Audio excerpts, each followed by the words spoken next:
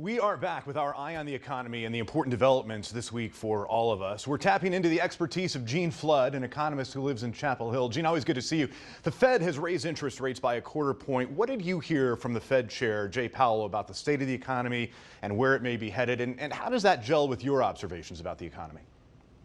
Well, Steve, what I heard was basically two things. First of all, he said that credit conditions are getting tighter, and I agree with that. So when the Federal Reserve raises the interest rate that it uses for lending to U.S. banks, some banks run into trouble and they have to be taken over by healthier banks. And we saw this happen again this weekend with J.P. Morgan buying First Republic. Second thing that happens is with healthier banks, they pass on those higher interest rates to us as individual consumers and as businesses to slow our spending. Now, this process doesn't necessarily happen overnight, but it's working its way through the economy, and we're going to start to feel that later this year. The second thing that he talked about is inflation, and inflation has come down. It was about 9%, it's down to about 4.5% now.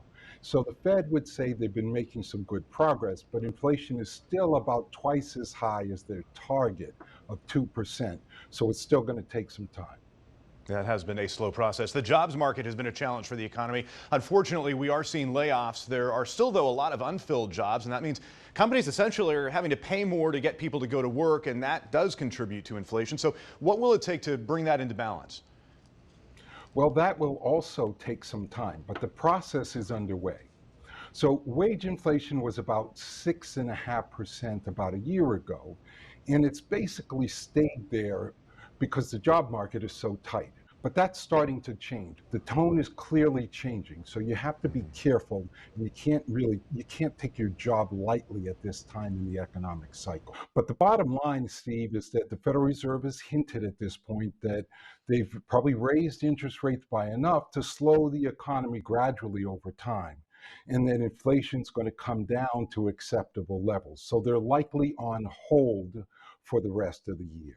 A pause potentially on interest rate increases moving forward. Eugene Flood, you're involved as an economist with organizations around the world, and we always appreciate getting your perspective. Thanks. Thanks, Steve.